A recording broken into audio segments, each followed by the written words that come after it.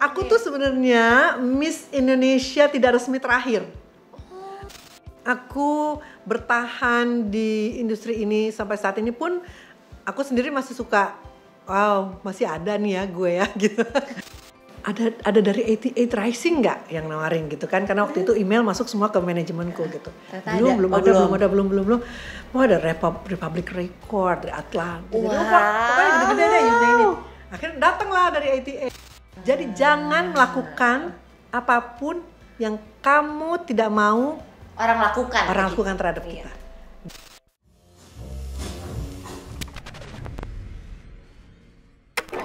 Selamat datang di Ngobrol Sore Semaunya, menyajikan obrolan tak terduga dan dibawakan dengan semaunya.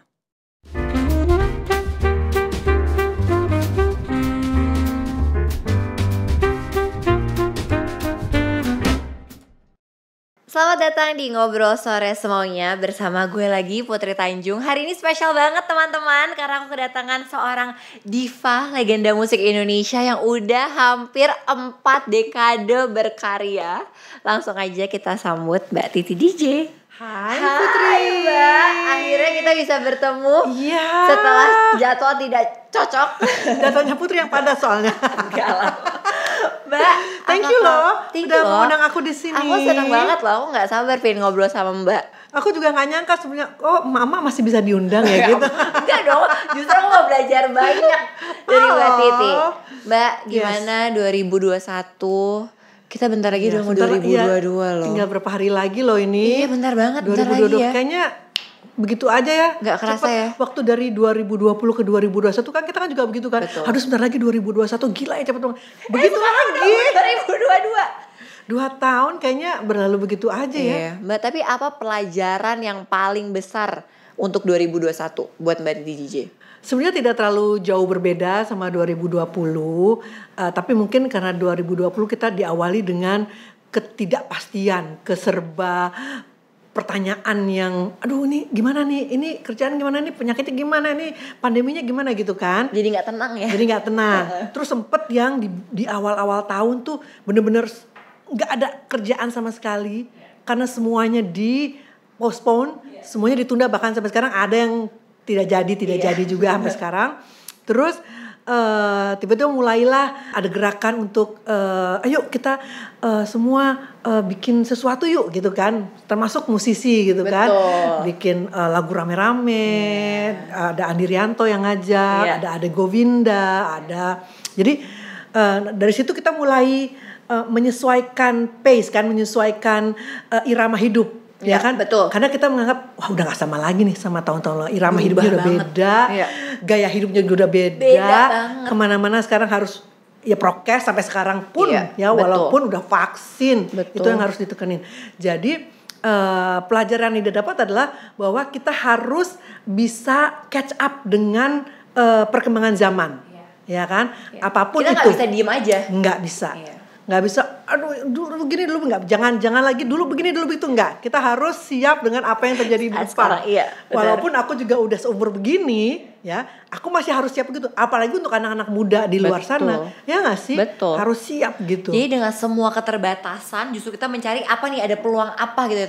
Itu dia, benar. Nah sebelum kita ngomongin lebih jauh lagi nih Mbak ya soal industri musik, karena aku penasaran banget bedanya industri musik dulu waktu Mbak Titi mulai sama sekarang. Tapi sebelum itu kan Mbak Titi sebenarnya awalnya sempat menjadi perwakilan Miss World di tahun 1983 ya Mbak. Perwakilan tidak resmi. Jadi ilegal kan. Aku tuh sebenarnya Miss Indonesia tidak resmi terakhir. Jadi setelah itu baru pemerintah mengadakan ajang pemilihan Putri Indonesia, Miss Indonesia gitu. Tapi sebelumnya tidak dapat izin dari almarhumah Ibu Tin. Ibu Tin paling gak suka miss-missan. Dia paling marah. Nah sebelum aku kan memang banyak sekali ada yang orang mengirim, karena ternyata license untuk ikutan jadi Miss World atau ikutan itu bisa dipegang perorangan, gitu kan, bisa dipegang perorangan. Jadi sempat dipegang oleh salah satu ibu, namanya Ibu Andi Botenri, yang megang license Miss Indonesia untuk dikirim ke Miss World. Gitu. Jadi tahun 83 itu. Jadi ada small committee untuk memilih pendatang-pendatang baru di industri film, industri musik yang kayaknya ada talentnya bagus gitu kan. Bisa merepresent lah ya. Nah aku nggak tahu kandidatnya yang lain siapa aja, cuman yang aku tahu mereka akhirnya kita jatuh pilihan ke kamu karena kamu bisa nari, bisa nyanyi, bisa acting gitu kan katanya. Oh ya udah dikirim lah. Jadi pertama kali aku keluar negeri ya ikut ke London ikut Miss World. Jadi excitednya tuh yang pertama kali naik pesawat. Maksudnya pesawat lama gitu kan, long haul gitu kan. Jadi kayaknya yang terus tapi ikut membawa nama Indonesia walaupun mereka tidak tahu kalau Eka tidak resmi gitu. Tapi kan abis Mbak Titi langsung resmi dong, langsung resmi legal, kan. Langsung legal diresmikan. Tapi waktu itu memori apa sih Mbak yang paling sampai sekarang masih teringat? Dulu tuh aku lifting satu level sama satu angkatan maksudnya sama Michelle Yeoh. Oh iya. Michelle dia Miss Malaysia. Iya, Michelle Yeoh sama Maggie Cheung, dia Miss Hong Kong. Maggie Cheung masuk semifinalis waktu itu, masuk semifinal maksudnya, jadi semifinalis. Dan Michelle Yeoh emang dari dulu tuh emang elegan gitu. Karisma ya. Karisma terus jadi kakaknya kita semua gitu. Jadi kalau kita yang ini, ayo girls behave gitu kan. Ya ampun, gitu kan, dia yang ngingetin gitu. Gitu. Lucu, seru ya. Jadi banyak ya memorinya masih diingat sampai gitu. sekarang. Mungkin juga karena aku masih muda, jadi yang tidak terlalu tidak terlalu harus mesti menang nih atau apa enggak. Ya ini aja lah, anggap aja pengalaman. Betul, pengalaman. Nah Mbak, tapi sebenarnya dulu cita-citanya tuh apa sebenarnya? Waktu kecil tuh cita-citanya mau jadi apa sih sebenarnya? Jadi polisi. Polisi. Aku tuh pengen banget jadi polisi waktu SD gitu. Polisi wanita kayaknya keren gitu ya. Aku nganggap tuh kita kalau jadi cewek jadi polisi itu pasti keren karena bisa ngatur mobil, nyetopin mobil gitu kan, terus pakai periwitan gitu, pakai topi gitu. Aku tuh ngebayangin tuh di perempatan jalan aku berdiri di tengah-tengah karena dulu kamu mungkin belum lahir. Dulu tuh masih ada polisi yang berdiri di perempatan tengah-tengah pakai panggung bulat gitu untuk stop, ngatur, maju gitu. Walaupun udah lampu merah, cuma tetap diatur gitu. Nah aku bayangin, kalau gue diri di situ pasti keren gitu. Ya. Kayak bisa mengatur gitu ya. Iya, semua mobil-mobil gitu kan bisa. Iya. Ada power di tangan kita. Stop, pada maju gitu. Pikirannya anak kecil. Biasa. Sampai SMP kalau nggak salah. Sampai SMP ya. Terus di SMP masuk ke Suara Mardika. Mulailah ikut nari. Tapi kalau soal nari dan musik emang dari kecil sih udah les nari Bali, les piano, les bina vokalia gitu. Jadi pas masuk Suara Mardika pas di tesnya pun semua bisa gitu. Jadi diterima terus ikut pegelarannya gitu. Terus mulai lupa sama cita-cita semula. Oh iya. Jadi udah yang baru nih ya. Udah, jadi tiba-tiba karena di pegelarannya Mas Guru itu di Suara Mardika, anggota Suara Mardika yang bisa menyanyi direkrut jadi backing vokal. Jadi awalnya dari situ ya Mbak ya. Jadi seru juga. Backing vokalnya Vina, karena waktu itu kan Vina jadi bintang tamu di pegelarannya. Terus lama-lama nggak pengen jadi backing vokal deh, pengen jadi lead vokal gitu. Oh gitu. Dari situlah ya Mbak Titi. Dari situlah. Sampai sekarang. Mulai dijajaki. Rekaman segala macam gitu. Nah Mbak, tapi kita kan tahu bahwa sekarang mungkin menjadi penyanyi beda sama dulu. Kalau sekarang kan lebih gampang mungkin ya, karena dengan ada akses yang banyak gitu ya, dengan ada Spotify dan segala macamnya lah ya, teknologi. Nah, aku pengen tahu Mbak, apa yang paling berbeda dengan sekarang industri musik dulu sama sekarang Mbak? Dan ada gak sih yang dikangenin dari industri musik dulu? Memang jauh teknologinya, cara-caranya. Dulu tuh kalau mau dibandingin ya, kalau sekarang kan kita bisa mempromokan diri sendiri gitu lewat YouTube, udah punya social media lah ya Mbak. Social media dulu kan nggak ada kan. Jadi dulu tuh kalau soal cara rekamannya masih sama. Kita harus ke studio. Cuman memang kalau dulu masih belum ada digital, jadi masih analog semuanya kan. Jadi semuanya masih pakai pita-pita. Kalau rekaman di studio tuh masih pakai pita. Jadi kalau misalnya mau diedit tuh pitanya yang diedit kan, digunting, apa gitu-gitulah. Kayak film zaman dulu gitu kan. Nah, ke studio rekaman pun gitu. Jadi kalau misalnya nyanyi gitu ya, kok kayaknya pasti Fales ulang lagi sampai perfect karena belum ada auto tune, belum ada yang ngebenerin vokal, nggak bisa, jadi harus perfect gitu. Jadi satu lagu tuh bisa 2 jadwal karena ngerasa aduh ini kurang termasuk backing vokalnya gitu jadi kan. prosesnya lebih lama ya Mbak. Prosesnya lebih lama. Kalau sekarang terbantu oleh teknologi, asal dapat rasanya walaupun pitch sedikit bisalah dibantu sama auto tune gitu kan. Asal yang penting pas kita nyanyi ada kerasa jiwanya gitu, ada roh lagu itu. Kalau dulu enggak kan, dulu bener-bener ini udah bagus tapi kok kamu masih kaku nyanyinya ya, ulang bisa berkali-kali ulang. Mbak ingat gak waktu itu berapa kali paling banyak Mbak Titi ngerekam satu lagu tuh berapa kali waktu dulu? Satu lagu bisa 2 jadwal. Bisa 2 jadwal ya? Plus backing vokalnya 3 jadwal dulu. Kalau kita merasa belum puas ya. Tapi kalau misalnya udah 1 jadwal pun dalam artian dulu kan sama sekarang masih sama gitu 8 jam kan, dari jam 10, 6 jam atau 8 jam ya? Jam 10 sampai jam 6. Kadang-kadang aku minta seharian dari pagi sampai malam. Tapi ternyata itu pun nggak bagus karena aktivitas suara kita nggak ada kesempatan untuk istirahat kan. Jadi suara pagi terus didengar sama suara malam jadi agak beda. Karena itu kan ada satu lagu. Kalau beda kan nggak, jadi akhirnya harus ya 8 jam itulah maksimal suara kita enak.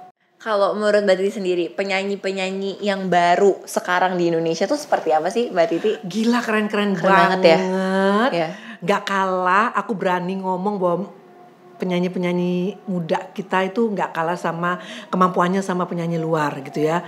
Apalagi yang ikut ajang-ajang talent search show itu kan, talent show itu kan.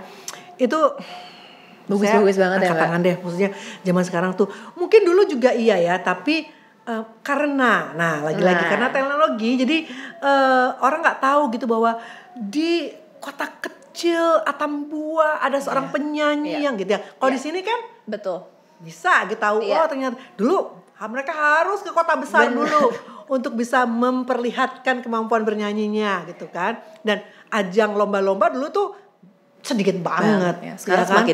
Semakin banyak dan nggak perlu ikut lomba pun bisa viral. Betul. Dengan lagunya, dengan mereka suaranya. Mereka bisa mengupload karya mereka langsung. Gitu. Jadi luar biasa deh penyanyi-penyanyi muda kita ini. Mbak, mungkin ini juga bisa jadi tips nih untuk penyanyi-penyanyi muda. Mbak Titi kan udah lama banget berkarir, udah 38 tahun Mbak. Gimana sih caranya Mbak biar terus konsisten? Dan masih relevan sampai sekarang Mbak? Aku tuh kayaknya mau kasih tips juga kayaknya udah nggak perlu buat penyanyi, karena untuk mereka yang zaman sekarang udah tahu mesti gimana. Cuman aku ngerasa aku beruntung aja masih sampai sekarang tuh masih diminta untuk nyanyi, masih ada produser yang untuk yuk rekaman yuk gitu, masih ada yang minta untuk off air nyanyi gitu. Tapi aku juga beruntung, aku ada di belakangku adalah barisan manajemen yang solid gitu. Tim yang luar biasa ya Mbak. Nah, timku dan aku juga punya networking yang bagus gitu. Jadi tips aku sih sebenarnya untuk para penyanyi muda itu kan ada yang berhasil tapi ada juga yang enggak. Mungkin harus dievaluasi. Tim gue gimana nih? Apakah mereka cukup solid atau apakah aku sudah cukup untuk mempromosikan lagu-lagu aku, mempromosikan suaraku gitu. Itu emang mesti diperhatiin. Tapi juga ada hal yang nggak kalah penting adalah attitude. Nah itu juga ya kan. Kalau kalian lagi di atas, memang semua perlu sama kalian. Semua pasti akan wah gitu. Aku been there done that. Jadi udah tahu gimana. Cuman ya mungkin juga usia ya. Attitude itu bukan hanya kita punya prinsip, ya itu penting juga. Tapi bagaimana kita bersikap kepada para pekerja di sekeliling kita, ya kan? Bukan hanya kita berbaik-baik saja dengan tim kita saja, tapi juga dengan tim lain yang, ya kan? Kru Ya kan kalau nggak ada crew lighting, nggak ada crew sound, nggak ada kamera, nggak akan itu. Siapapun pokoknya. Jadi bukan hanya juga kepada orang-orang yang akan bisa memuluskan jalan karir kamu, tapi juga untuk mereka, semua bidang pekerjaan. Jadi treat everyone with respect ya Mbak. Betul banget, betul. Mbak Titi, selama berkarya, apa sih value yang Mbak Titi selalu pegang dari dulu sampai sekarang? Selalu ingat untuk selalu respect pada siapapun. Sebenarnya bukan hanya di bidang musik aja sih. Semua orang semua lini pekerjaan kayaknya begitu. Itu kita jadi tahu gitu bagaimana harus ya bersikap, bagaimana kita bisa bekerja sama dengan orang gitu. Karena dengan itu kita jadi tidak egois. Iya. Ya kan? Karena kita respect sama orang, kita jadi nggak, karena not everything is all about you gitu. Ih bener, ya bener. Kan masih orangnya kok gue gini, tapi itu yang aku sangat kagumi sama Mbak Titi sih. Dan Mbak Titi udah berkarya lama banget. Tapi itu juga beberapa tahun terakhir baru aku sadarin. Dulu juga ya, aku termasuk, aku masih suka ditegur-tegur sama manajemen atau manajerku yang, jangan gitu. Oh iya. Mbak, dulu tuh masih egois, masih yang. Tapi gimana sih Mbak caranya? Maksudnya pasti ini juga karena aku penasaran juga. Gimana saat kita lagi di masa-masa kita tinggi-tingginya atau kita lagi oke-okenya, gimana biar kita selalu tetap grounded Mbak? Setelah aku mendapat perlakuan yang aku lakukan kepada orang ini, anjir kok gede-gituin gitu, terus aku gini, oh iya ya.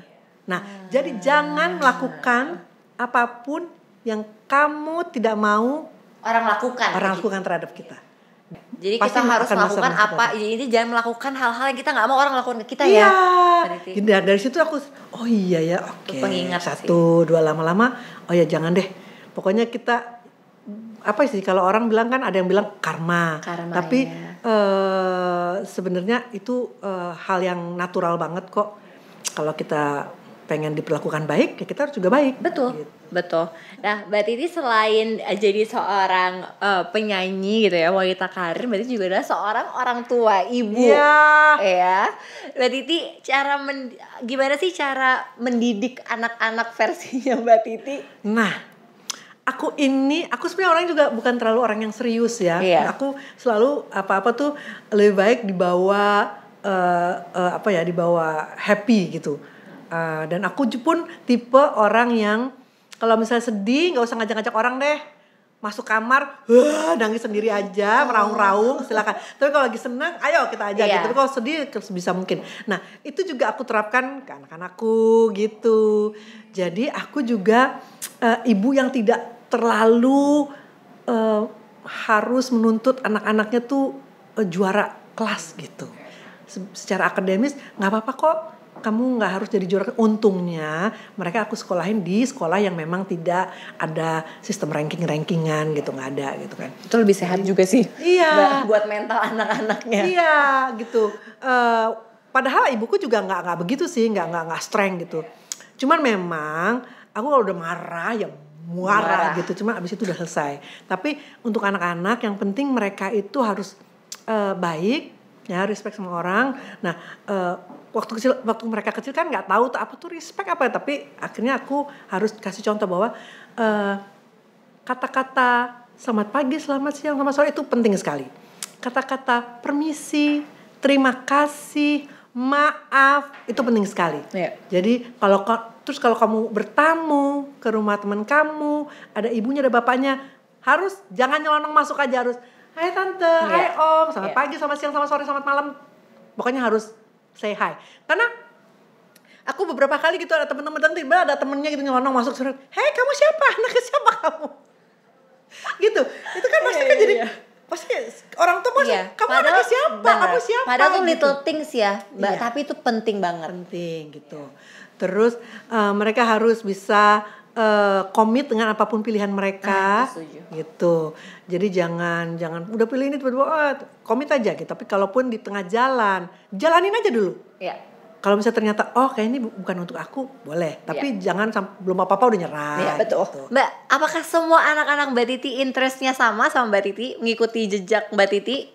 Waktu mereka zaman sekolah iya. Tapi karena melihat langsung ya, jadi iya.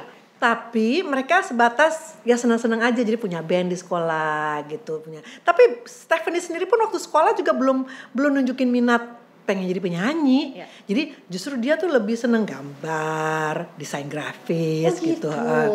Tapi udah di kreatif lah ya, udah di creative industry ya Mbak ya. Yes. Nah, terus setelah mereka selesai SMA, kalau Salwa kan meneruskan sekolahnya kan. Salma lebih minat ke hal-hal yang berbau komunikasi, PR gitu. Jadi dia dapat gelar dari situ. Salwa lebih ke kreatif industri gitu. Jadi dia masuk dia ambil majornya waktu itu fashion business. Tapi terus akhirnya dia jadi asisten swastiari apa sih? Stylist, ya Allah. Stylist. Gitu. Faktor usia kadang-kadang suka nyari katanya apa. Suka bingung. Maaf ya. Apa dong? Bicara sama ibu-ibu suka blank. Jadi asisten stylist. Jadi stylist. Jadi sempat jadi magang di tim stylistnya aku gitu kan. Seru. Tapi dia suka gambar. Jadi sekarang dia kerja di salah satu studio keramik di Bali. Si Salma juga jadi PR salah satu restoran di Bali gitu. Dava musik, dia nge-DJ, mau produce musik. Nah, Stephanie ini yang udah selesai SMA tiba-tiba dia bilang, "Mam, aku gap year dulu ya, Mam." gitu. "Oh, ngapain jadinya kamu setahun ini?" "Ya, aku pengen nyanyi."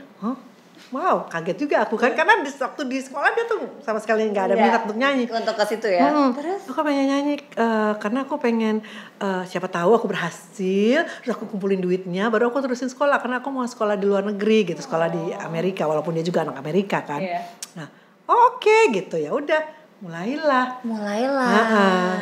Terus sempat diajak sama Melly Guslow juga untuk kolaborasi sama anak-anaknya Melly karena kebetulan mereka juga satu sekolahan.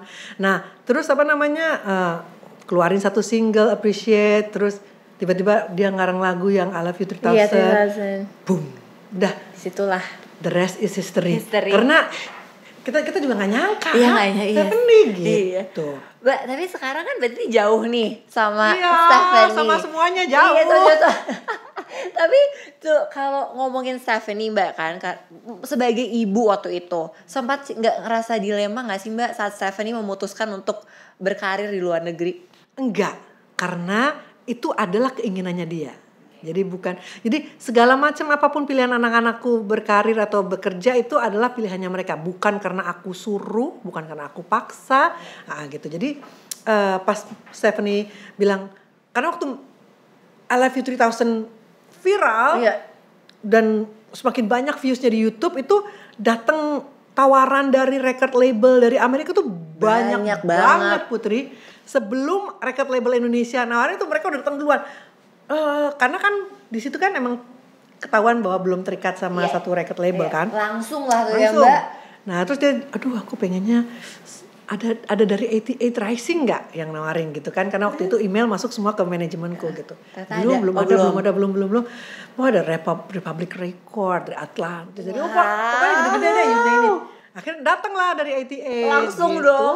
Dia langsung ya udah. Banget. Terus waktu itu masih bolak-balik gitu. Terus lama-lama akhirnya dia bilang, "Maaf, kayaknya aku harus stay di sini." "Oh iya, of course." Aku bilang sebaiknya sih begitu, karena sama aja sekarang kalau misalnya kita di Indonesia. Pusat industri musik kan di Jakarta. Jadi siapapun yang ingin berkarir sebagai penyanyi paling enggak pindah dulu ke Jakarta, ya kan? Nah, begitu juga di dunia gitu. Salah satu pusat industri musik di dunia adalah di Amerika. Betul. Kan. Jadi ya udah kesana aja gitu.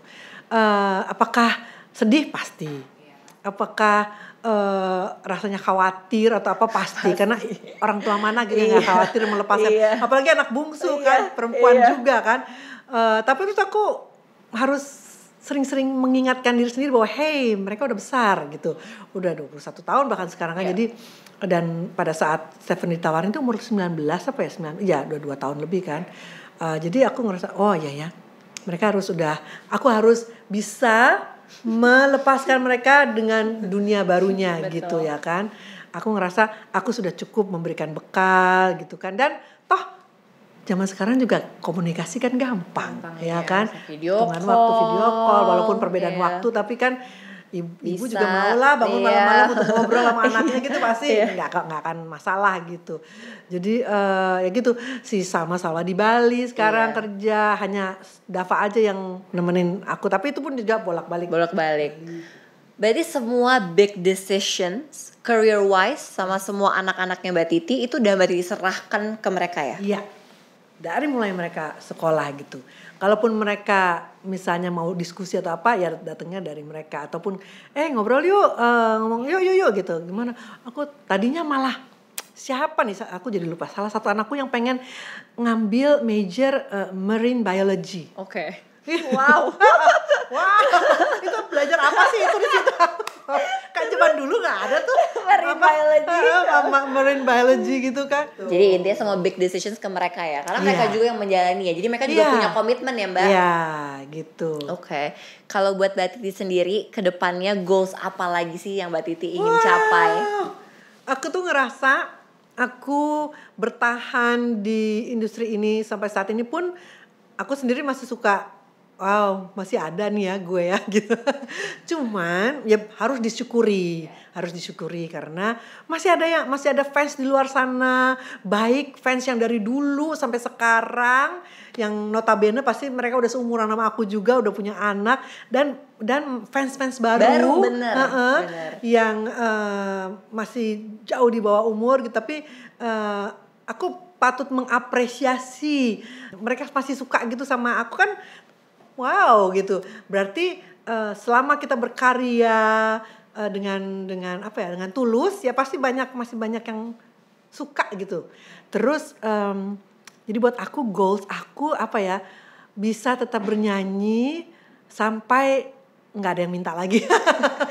Terus berkarya dengan jujur ya Mbak ya. Iya, kalaupun misalnya bikin lagu bukan untuk diri sendiri, tapi juga bisa bikin lagu untuk penyanyi lain gitu.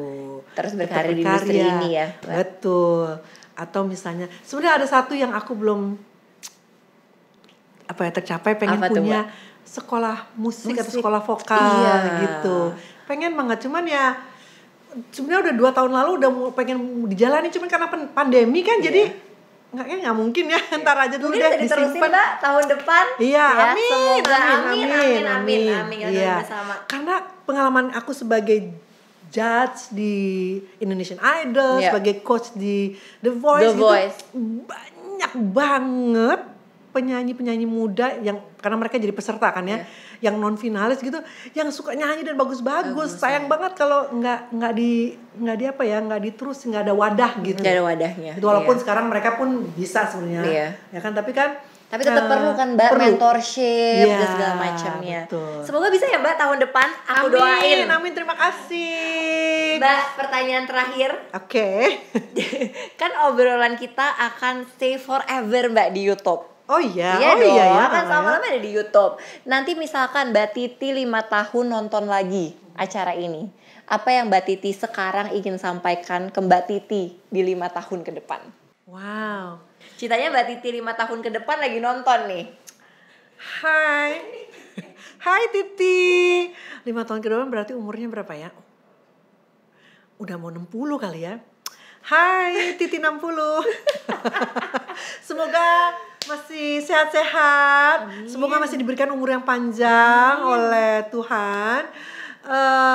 Semoga juga masih tetap bernyanyi, masih tetap mengumandangkan suaranya, masih menjumpai para fans kamu, para penggemar kamu di atas panggung maupun di luar panggung gitu, masih mengeluarkan karya, baik single maupun album. Kayaknya album deh ya, karena udah lama. Iya dong. Saat ini udah lama gak bikin album. Mudah-mudahan 5 tahun yang akan datang kamu udah paling gak ada 2 album lagi deh. Amin. Terus bisa melihat anak-anak berhasil apapun itu, dan mudah-mudahan juga 60 tahun udah pantas punya cucu gak ya? Anak-anak soalnya tahun ini mereka belum ada tanda-tanda mau menikah atau apa. Jadi aku nggak tahu apakah 5 tahun yang akan datang mereka akan punya cucu. Kita lihat ya. Kalaupun iya, semoga semuanya sehat, walafiat dan tetap dalam lindungan Tuhan. Amin. Mbak Titi, terima kasih banyak. Lucu loh itu. Lucu ya. Dia 5 tahun ngobrol kasih pesan atau apa untuk 5 tahun. Nanti 5 tahun lagi aku undang Mbak Titi. Kita lihat Mbak Titi udah punya cucu atau belum ya. Ya kita lihat ya. Lu siap belum ya? Nah, soalnya teman-temanku semuanya udah pada Krisdayanti mau punya cucu. Iya benar. Ashanti, bentar lagi ya Ashanti sama kerja sama. Iya. Siapa lagi banyak pokoknya deh. Bahkan asistenku yang dari kecil ikut aku udah mau punya cucu. 5 tahun ke depan aku undang lagi, kita lihat ya Mbak Titi ya. Iya ya. Udah ada berapa tuh cucunya. Dan kamu juga ya udah berapa anak? Amin. Mbak Titi terima kasih banyak. Aku yang terima kasih. Senang sekali bisa ngobrol sama Mbak Titi. Iya. Terima kasih juga untuk teman-teman yang sudah nonton. Jangan lupa untuk terus nonton Ngobrol Sore Semaunya setiap hari Kamis jam 6 sore hanya di YouTube-nya CXO Media. Bye bye.